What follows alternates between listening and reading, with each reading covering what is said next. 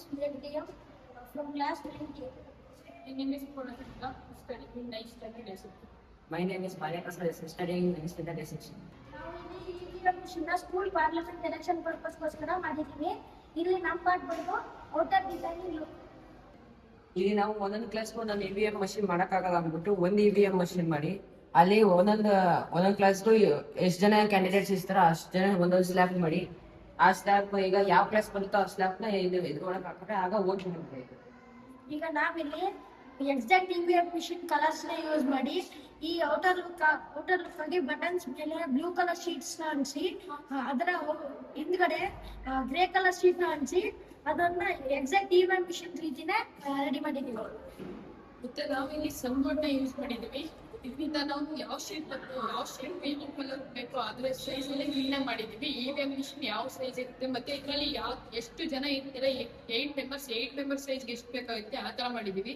ಮತ್ತೆ ಇಲ್ಲಿ ಈ ಕಾರ್ಡ್ಸ್ ನ ಇಲ್ಲಿ ಕರೆಕ್ಟಾಗಿ ಕೂರೋ ರೀತಿ ಕ್ಲೀನ್ ಮಾಡಿದೀವಿ.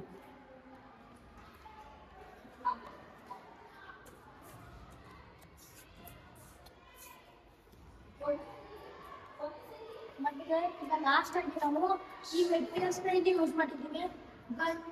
pencils, permanent markers, scale, color sheets, and sunboard. This sunboard is exact of 2 millimeters. These circuits ಬಗ್ಗೆ ನಮ್ಮ ಫ್ರೆಂಡ್ಸ್ ಬಂದು ತಿಳಿಸ್ಕೊಡ್ತಾರೆ. Good morning everyone. My name is Kritika Sir of 8th standard A section of PH Challenge. Myself Nishika of class 9, basic supervisor of class 9. ನಾವು ನಮ್ಮ school ಪಾರ್ಟಿಗೆ ಎಲೆಕ್ಷನ್ಗೆ EVM machine ready ಮಾಡಿದ್ದೀವಿ. ಇದರಲ್ಲಿ ನಮ್ಮ ರೋಲ್ ಬಂದು circuit design bank control unit ಇದೆರಡು work ಆಗ್ಬೇಕಂದ್ರೆ ನಾವು ಮೈಕ್ರೋ ಕಂಟ್ರೋಲರ್ ESP32 ಯೂಸ್ ಮಾಡಿದ್ವಿ. ಇದು ESP32 brain of the project ಆಗಿರುತ್ತೆ. ಮೊದಲಿಗೆ ನಾವು PCBಗೆ ESP32 ಮತ್ತೆ ಎಲ್ಲನೂ ಹಾಕಿ ಸಾಲ್ಡರ್ ಮಾಡ್ಕೊಂಡಿದ್ದೀವಿ. ಈ ಎಲ್ಲ ಥಿಂಗ್ಸ್ ATL ಲ್ಯಾಬ್ಲಿ ನಮ್ಗಿತ್ತು. ಮತ್ತೆ ನಾವು ಸೈಡ್ ಗೈಡೆನ್ಸ್ ತಗೊಂಡು ಇದನ್ನೆಲ್ಲ ಮಾಡಿದ್ವಿ. ಇದರಲ್ಲಿ ಮೇಜರ್ ಆಗಿ ನಾವು 4 ಕಾಂಪೊನೆಂಟ್ಸ್ ಯೂಸ್ ಮಾಡಿದ್ವಿ. ಇದು LCD ಡಿಸ್ಪ್ಲೇ, ESP32, LED ಮತ್ತೆ ಬಜಾರ್ನ ಯೂಸ್ ಮಾಡಿದ್ವಿ. ನಾವು ಮೇಜರ್ ಆಗಿ ಪುಷ್ ಬಟನ್ಸ್ ಬದಲು ಕೆಪಾಸಿಟಿವ್ ಸೆನ್ಸರ್ಸ್ ಯೂಸ್ ಮಾಡಿದ್ವಿ. ಇಲ್ಲಿ ನೋಡ್ಬೋದು ನಾವು ಎಲ್ಲ ಕೆಪಾಸಿಟಿವ್ ಸೆನ್ಸರ್ಸ್ ನ ಅಟ್ಯಾಚ್ ಮಾಡಿದ್ವಿ. ನೋಡ್ಬೋದು ಹ್ಯೂಮನ್ ಬೀಯಿಂಗ್ ಟಚ್ ಮಾಡಿದ್ರೆ ಮಾತ್ರ ಅದು ವರ್ಕ್ ಆಗುತ್ತೆ.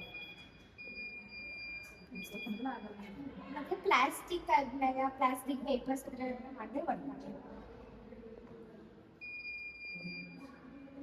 ಇದಿಷ್ಟು ನಮ್ದು ಸರ್ಕ್ಯೂಟ್ ಪಾರ್ಟ್ ಆಗಿತ್ತು. ನೆಕ್ಸ್ಟ್ ಪ್ರೋಗ್ರಾಮಿಂಗ್ ಮತ್ತೆ ಇದು ಹೇಗೆ ವರ್ಕ್ ಆಗುತ್ತೆ ಅಂತ ನಮ್ಮ ಫ್ರೆಂಡ್ಸ್ ನ ಹೇಳ್ತಾರೆ.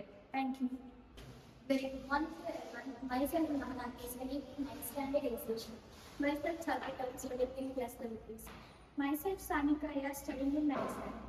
Previously, ಈ EVM machine ಡಿಸೈನ್ ಹೇಗಾಗಿತ್ತು ಮತ್ತೆ ಸರ್ಕ್ಯೂಟ್ ಎಕ್ಸ್ಪ್ಲನೇಷನ್ ಮಾಡಿಲ್ಲ. ನಾನು ಇವಾಗ ಈ ಪ್ರೋಗ್ರಾಮ್ ಹೇಗೆ ವರ್ಕ್ ಆಗುತ್ತೆ, ಈ EVM machine ಹೇಗೆ ವರ್ಕ್ ಆಗುತ್ತೆ ಅಂತ ನಾವು ಎಕ್ಸ್ಪ್ಲೇನ್ ಮಾಡ್ತೀವಿ.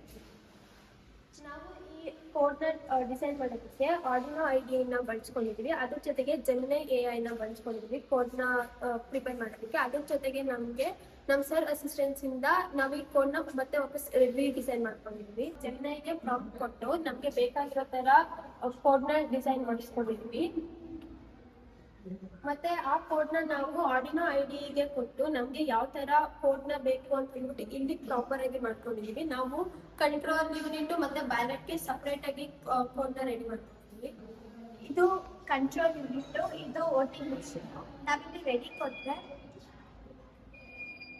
ವೋಟ್ ಮಾಡ್ತೀವಿ. ಮತ್ತೆ ರೆಡಿ ಕೊಡೋ ತಕ್ಕ ವೋಟಿಂಗ್ ಆಗುತ್ತಾ.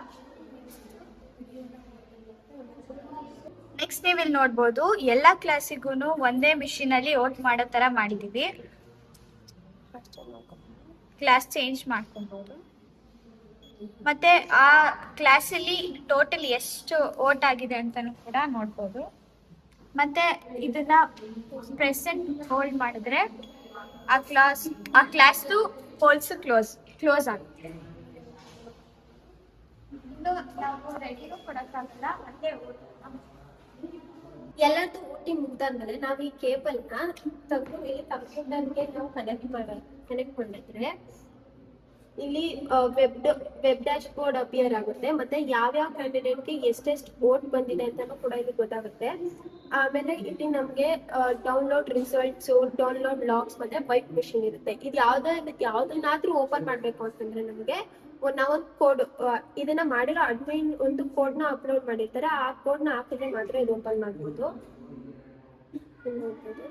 ಇಲ್ಲಿ ನಾವು ಡೌನ್ಲೋಡ್ ರಿಸಲ್ಟ್ಸ್ ಅಂತ ಕೊಟ್ಟಿದ್ವಿ. ಇಲ್ಲಿ ನಾವು ಒಂದು ಕೋಡ್ ನ ಹಾಕ್ಬೋದು. ನಾವು ಹಾಕಿರೋ ಕೋಡ್ 7890.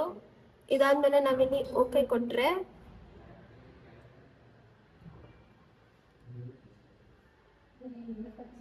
ಇಲ್ಲಿ ತರ ಅಪಿಯರ್ ಆಗುತ್ತೆ ಸ್ಕೂಲ್ ಎಲೆಕ್ಷನ್ಸ್ ರಿಸಲ್ಟ್ಸ್ ಅಂತ. ಅದ್ರ ಮೇಲೆ ಕ್ಲಿಕ್ ಮಾಡಿದ್ರೆ ಎಕ್ಸೆಲ್ ಶೀಟ್ ಅಲ್ಲಿ ಯಾವ್ಯಾವ ಕ್ಯಾಂಡಿಡೇಟ್ಗೆ ಎಷ್ಟೆಷ್ಟು ವೋಟ್ ಬಂದಿದೆ ಅಂತ ಇಲ್ಲೇ ಅದು ಅಪಿಯರ್ ಆಗ್ಬಿಡುತ್ತೆ. ಕ್ಲಾಸ್ ವೈಸ್ ಅಪಿಯರ್ ಆಗುತ್ತೆ. ಇಲ್ಲಿ ನಾವು ನೋಡ್ಬೋದು ಬೇಕಾದ್ರೆ ಇವಾಗ ನಾವಿವಾಗ ಸದ್ಯಕ್ಕೆ ಮಾಡಿರೋದು ಬಂದ್ಬಿಟ್ಟು 9th A ಇಷ್ಟು ಜನಕ್ಕೆ ವೋಟ್ ಆಗಿದೆ, ಯಾವ್ಯಾವ ಕ್ಯಾಂಡಿಡೇಟ್ಸ್ಗೆ ಎಷ್ಟೆಷ್ಟು ವೋಟ್ ಆಗಿದೆ ಅಂತ ಆಟೋಮೆಟಿಕ್ ಆಗಿ ಎಕ್ಸೆಲ್ ಅಲ್ಲಿ ಅಪಿಯರ್ ಆಗುತ್ತೆ ಇದು. ಮತ್ತೆ ನಾವಿಲ್ಲಿ ಡೌನ್ ಸೇವ್ ಕೊಟ್ಟಿದ್ದೀವಿ. ಅದಾದ್ಮೇಲೆ ಡೌನ್ಲೋಡ್ ಲಾಗ್ಸ್ ಕೊಡ್ತೀವಿ. ಇದ್ರಲ್ಲೂ ನಾವು ಕೊಟ್ಟಿರೋ ಕೋಡ್ನ ಇಲ್ಲೂ ಹಾಕಿದ್ರೆ ಮಾತ್ರ ಇದು ಓಪನ್ ಆಗೋದು.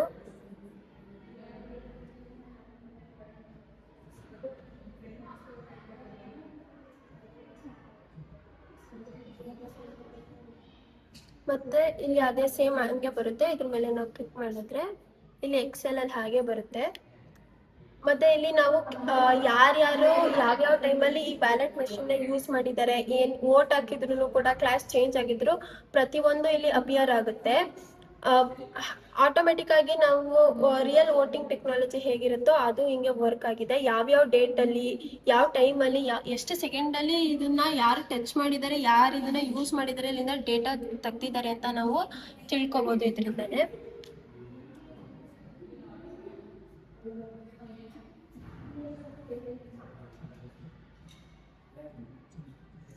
ನೆಕ್ಸ್ಟ್ ಇಲ್ಲಿ ವೈಪ್ ಮಷಿನ್. ಇಲ್ಲಿ ವೈಪ್ ಮಷಿನ್ ಮೇಲೆ ಕ್ಲಿಕ್ ಮಾಡಿದ್ರೆ ಇದಕ್ಕೂ ಪಿನ್ ಇದ್ರ ಮೇಲೆ ಇವಾಗ ಇದನ್ನ ಓಪನ್ ಮಾಡಿದ್ರೆ ಈಗ ನಾವು ಎಷ್ಟೆಷ್ಟು ವೋಟ್ ಹಾಕಿದೀವಿ ಅಷ್ಟು ವೋಟ್ಸ್ ಕ್ಲಿಯರ್ ಆಗ್ಬಿಟ್ಟಿರುತ್ತೆ. ನಾವು ಮತ್ತೆ ವಾಪಸ್ ಹೊಸದಾಗಿ ವೋಟಿಂಗ್ ನ ಸ್ಟಾರ್ಟ್ ಮಾಡ್ಬೋದು. ಇವಾಗ ನೋಡಿದ್ರೆ ಇಲ್ಲಿ ಆಗ್ಲೇ ಇಲ್ಲಿ ಯಾವ್ಯಾವ ಕ್ಯಾಂಡಿಡೇಟ್ ಎಷ್ಟೆಷ್ಟು ವೋಟ್ ಆಗಿತ್ತು ಅಂತ ತೋರಿಸ್ತಾ ಇತ್ತು. ಬಟ್ ನಾವು ಇವಾಗ ವೈಪ್ ಮಾಡಿರೋದ್ರಿಂದ ಎಲ್ಲ 0ಗೆ ಬಂದಿದೆ. ಈ ಇವಿಎಂ ಮಷೀನ್ ನಾವು ಮಾಡೋದಕ್ಕೆ ATM ಲ್ಯಾಬ್ ಇರುವಂತ ಕಾಂಪೊನೆಂಟ್ಸ್ ಮತ್ತೆ ಎಲ್ಲ ಸ್ಟೂಡೆಂಟ್ಸ್ ಕೊಟ್ಟಿದ್ದ ಮತ್ತೆ ನಮ್ಮ ಸರ್ ಗೈಡೆನ್ಸ್ ಇಂದ ನಾವು ಈ ಇವಿಎಂ ಮಷೀನ್ ರೆಡಿ ಮಾಡಿದ್ವಿ. ಸ್ಕೂಲಲ್ಲಿ ರಿಯಲ್ ಎಲೆಕ್ಷನ್ ಎನ್ವಿರಾನ್ಮೆಂಟ್ ನಾವೇ ಕ್ರಿಯೇಟ್ ಮಾಡಿದ್ವಿ. Thank you.